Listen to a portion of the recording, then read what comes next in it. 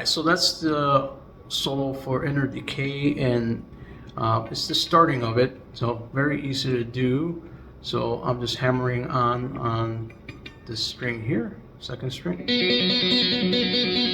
that. And then to get the pitch harmonic, I'm basically picking the string with the pick, but then I'm letting the skin of my thumb just slightly touch it at the end to get that pitch harmonic. So you have